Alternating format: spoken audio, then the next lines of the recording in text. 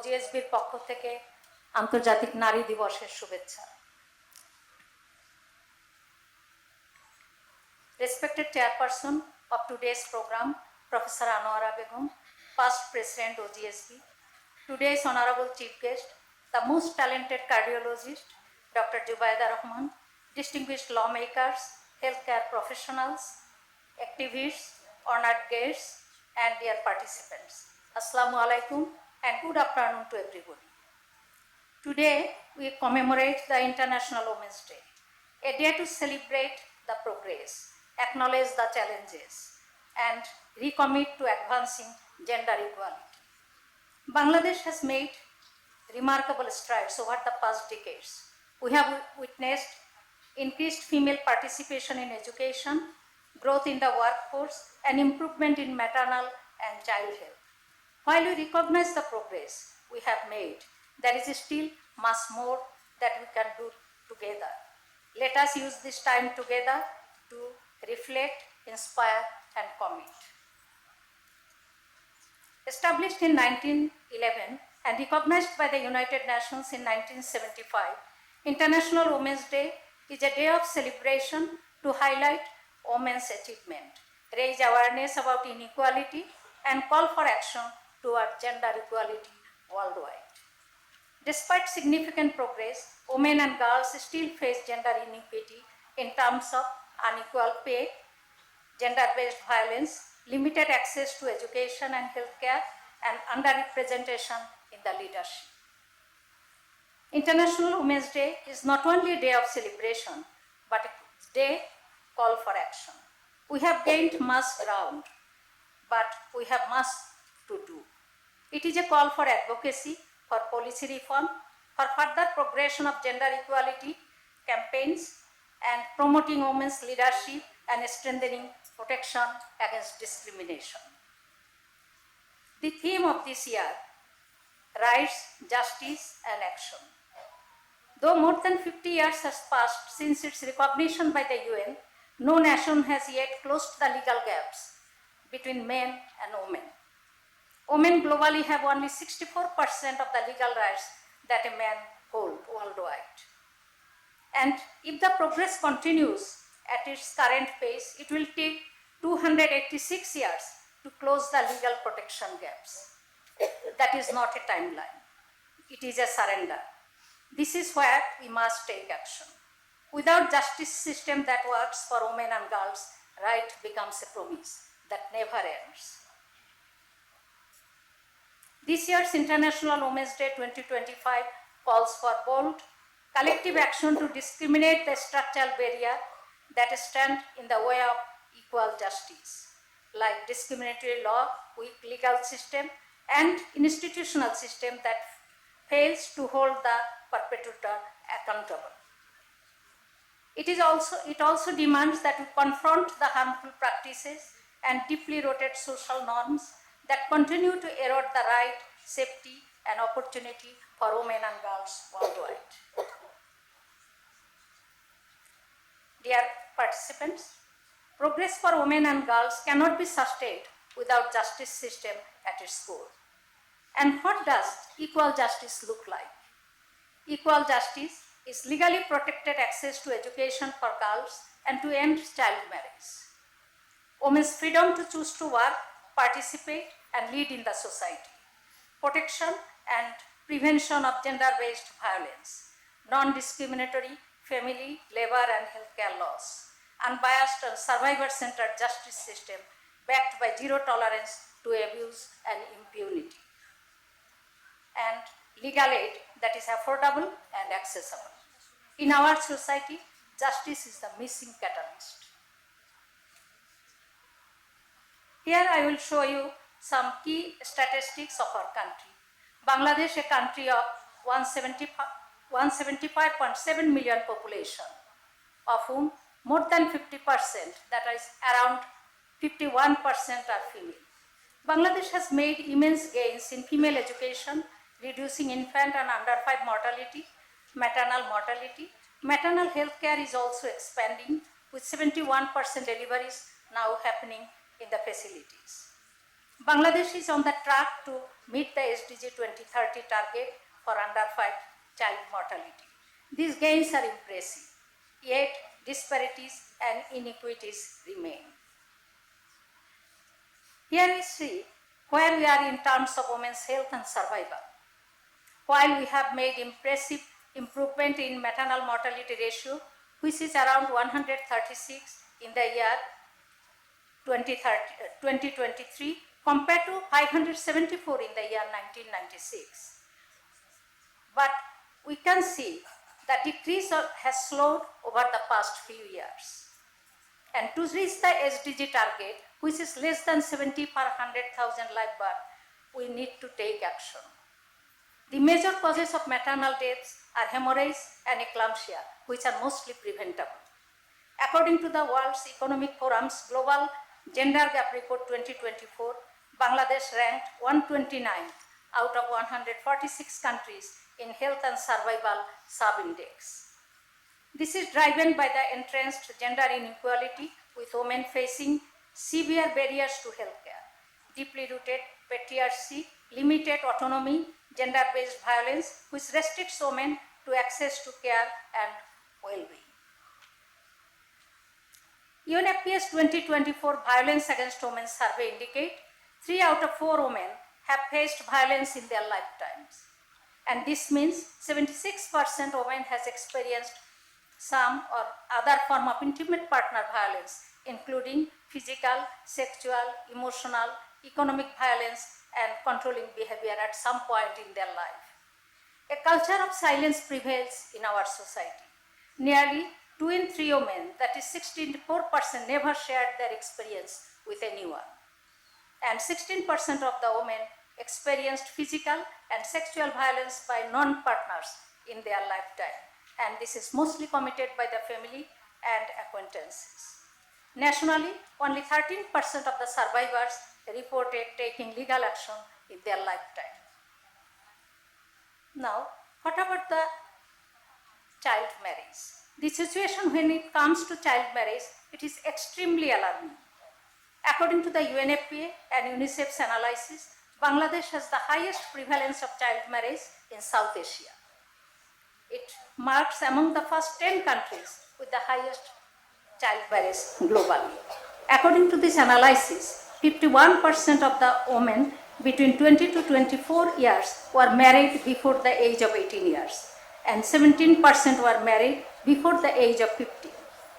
Married adolescent girls face the highest rate of intimate partner violence, amounting to 62% of all intimate partner violence in the last 12 months. Now, economic empowerment and equity. Bangladesh is the world's second largest ready-made garment exporter country. 80% of these exports come from the RMG sector, where 3.6 million people are working. Among this vast number of garment workers, around 60% are women, who are the major driving force of the country's development. Bangladesh Labour Act 2006, which aims to ensure decent work environment, right to trade union, social protection, and proper wages for the workers. Despite this, in 2024, Global Gender Gap Report showed that in the past 5 years, economic gender parity has worsened, leaving Bangladesh with a wider gender gap to close. In 2024, the economic parity score of 31% was the lowest achieved by Bangladesh since 2014.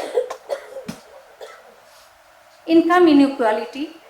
Income inequality between men and women in 2024 was 10.2%, which has increased nearly 5 times since about 2018. The first ever household production satellite account jointly prepared by the Bangladesh Bureau of Statistics and UN Women showed that the women performed 85% of the unpaid household and care work in 2021. If we convert it into money, this is amounts to 570,000 crore taka, or around 16% of our GDP.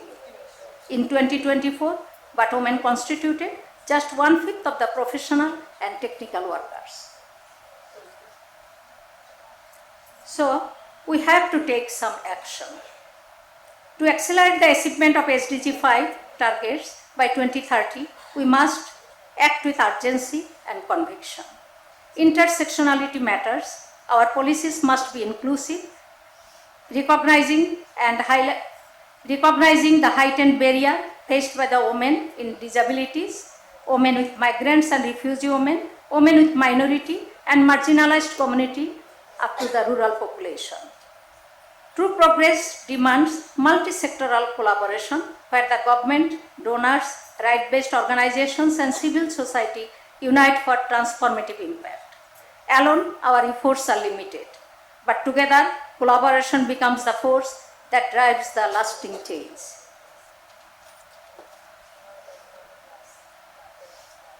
We must invest in women's economic power. Together, the government, donors, and the private sector must prioritize the funding, training, and access to resources that enable women to thrive as entrepreneurs, workers, and leaders. We need to recognize and promote women's contribution to family incomes, wealth creation, and development of human capital. Policies must dismantle discriminatory practice and ensure equal access to decent work, financial services, and ownership rights so that women's economic empowerment becomes a driver of inclusive growth. Now, regarding the maternal health. To truly reduce the maternal mortality and morbidity, we must champion equity in service delivery. We should expand the emergency obstetric care services, invest in facilities that are fully equipped to handle the life-threatening complications like hemorrhage, eclampsia, infection. We should address the obstetric fistula and other maternal morbidity and ensure that reliable referral systems are in place. At the same time, we must provide improved access to essential medicines and supplies and guarantee consistent availability of life-saving interventions, including safe blood transfusion. Equally important is the need to strengthen the antenatal and postnatal care, scaling up awareness campaign to promote early detection of the risk through regular checkup. Finally, we must prioritize continuity of care, deliver seamless services across pregnancy, childbirth, and postpartum so that every woman receives the support she needs at every stage of her maternal health journey. What about the gender-based violence? We must confront the urgent reality of gender-based violence.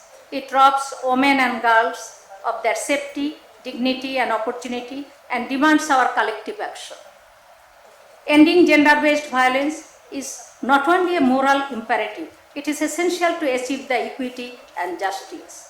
We must prevent gender-based violence by enforcing the laws and policies that stop child marriage, intimate partner and non-partner violence, and harassment in school, workplace, and community.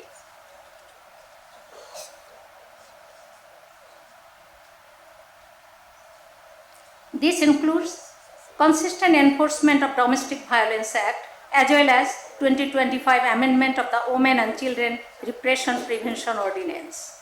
We must support the survivors, ensuring access to healthcare, psychological support, legal aid, and safe shelters so that no woman faces stigma or silence when seeking help. We must train our frontline responders like the healthcare workers, police, teachers, and community leaders to recognize and respond with sensitivity and accountability. We must create safe environment where women and girls can learn, work, and participate free from fear. And we must invest in education, public awareness raising to challenge the harmful social and gender norms and attitudes that perpetuate the violence. Ending gender-based violence is not only a moral imperative, it is essential to achieve equality and justice. Dear participants, we should focus on the adolescent girls. We must prevent child marriage and early pregnancy, protecting girls' rights and futures. We must improve menstrual hygiene and health of the girls, breaking stigma and ensuring access to safe facilities and supplies. We must provide comprehensive sexual education, giving girls the knowledge to make their informed choice. Education must be gender sensitive, reflecting girls' realities and empowering them rather than reinforcing the stereotypes. We must invest in the girls' education, especially in rural areas, and promote science, technology, engineering, and mathematics, and as well as vocational training, so that they are equipped for the economies of tomorrow. When adolescent girls are protected and empowered and educated, they do not just change their own lives, they change the whole world. So let us commit to measurable action today. We must move further from awareness to accountability, policy to practice, representation to real empowerment. The future of Bangladesh depends on whether women and girls can thrive. On this International Women's Day 2026, let us unite to break the barriers and violence, empower every woman and girls to live with dignity, equality, and freedom. Dear guests, with these few words, I thank you all for your time and attention.